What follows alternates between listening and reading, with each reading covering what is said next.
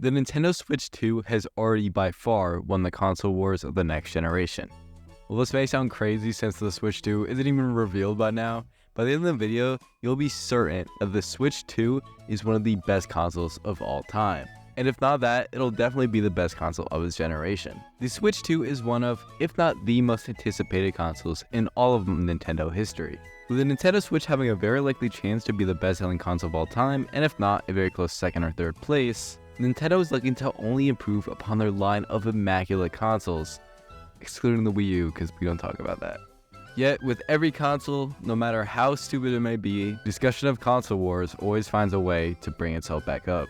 Or I like to preface this with console wars are really stupid and you should just enjoy the games and console that you like, whether it's PC, Xbox, PlayStation, or Switch, or even just mobile. This video will delve a little bit into it, but mainly it'll be about Nintendo and how their risk and gameplay got themselves to be the #1 in the game industry. Now, everybody knows that Nintendo Switch isn't a perfect console. I mean, it doesn't even have themes besides a black and white screen, but it does have a lot of good. But by far, the thing that has gotten the most hate about the Switch is its graphics, and rightfully so. While some first-party games do look really beautiful, like Breath of the Wild, Mario Odyssey, and even Luigi's Mansion 3.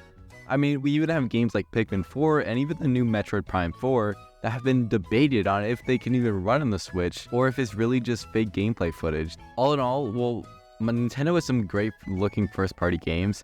Third party is not the same story. There are awful third-party games like Mortal Kombat 1, Fortnite, and even more that I forget to mention. Its lack of power is even the cause of many games, such as GTA, Call of Duty, and sports games like Madden, even if you don't like them, not being on the Switch, which is a huge massive player base they're missing out of.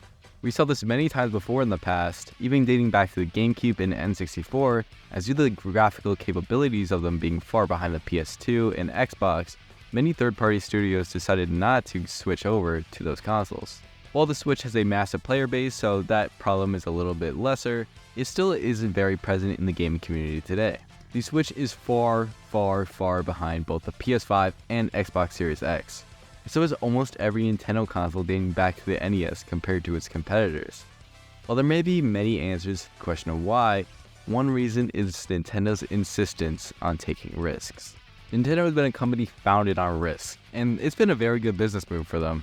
Even going back to its very start, deciding to switch from a card and toy company to a video game company was a huge risk, as video games had seen no success in the widespread market, yet it turned out to be one of the biggest risks and biggest success in gaming history, if not the defining moment for Nintendo as a company. While many of the risks may not work, such as the abysmal Wii U, which almost led to the end of Nintendo as a corporation as a whole if it weren't for the 3DS's success, Nintendo keeps insisting that they act like a drunk man at a casino in Las Vegas and keep risking it. One of their biggest risks wasn't even at the start, but it was when the N64 was released. At the time, a massive technological advancement went into the gaming scene, where PlayStation and Xbox and other consoles saw themselves shifting more towards disc rather than cartridges that had been the norm with the NES and Super Nintendo. Nintendo, however, decided to not switch the disc and rather stay with the cartridges that they were more used to and would be cheaper to produce and manufacture. However, this led to a big issue with third-party games, as previously mentioned.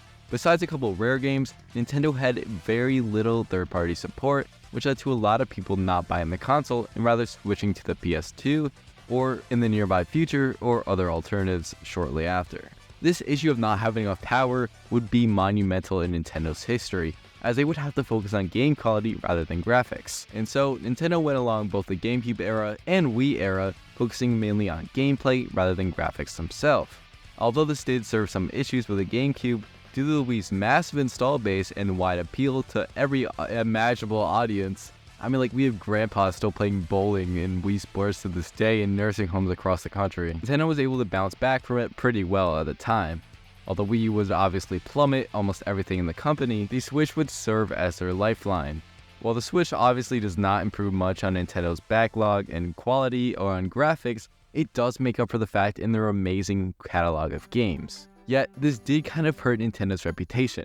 Due to their focus on more family-friendly games that appeal to the wide audience with the Wii, they were started to be seen as a company just made for kids, with many people still seeing Nintendo as a kiddie company that makes games for little babies. While it's true that many people mainly stick to Nintendo consoles during their youth due to their more ease of access and low price points due to that low graphical capabilities, this stigma against Nintendo is a really harmful one that can hurt the company. However, it may not last for much longer. If you've been paying attention to the technology world, you may realize that things are kind of slowing down.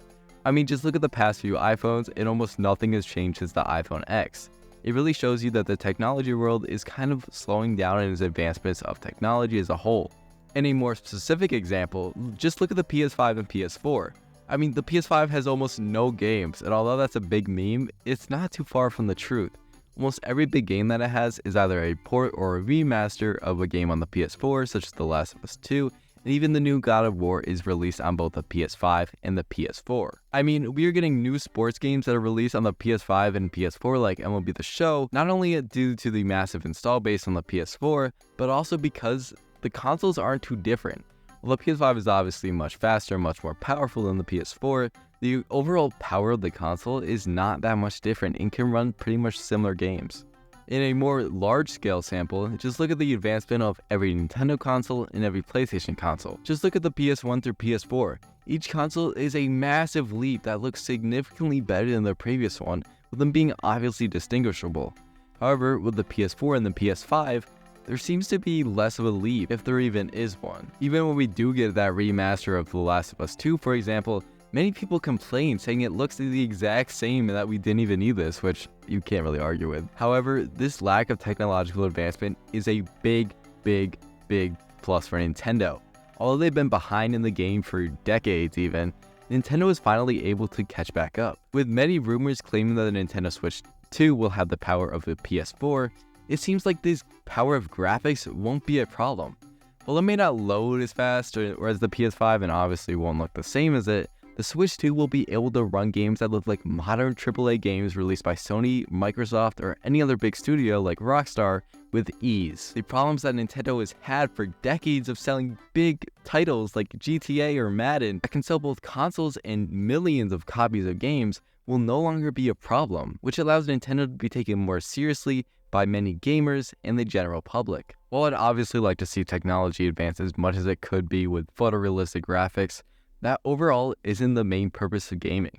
We play gaming as an escape and a way to have fun, and graphics are just one way to do that. A compelling story, characters, and writing are far more better ways to do that, which is seen through Nintendo's games. Nintendo has been able to create compelling games for decades without the use of next-gen graphics. And while they may get closer to the Switch 2, their approach to games in the last decade is clear evidence that they won't put graphics over the games themselves. However, just as a big blanket state, please do not send any hate to anybody who plays a video game console. Most of the time, it's not even their choice and they just got it from their parents or grandparents. And we shouldn't be hating other gamers just because the console they play. If they like Mario better than The Last of Us or Forza, what is there to judge? Obviously, I may be a little biased of I've been made fun of for playing Mario almost my whole life. I think it's fair to see that we all just like video games and it's just the genre that we prefer. Overall, it's best to treat others with kindness.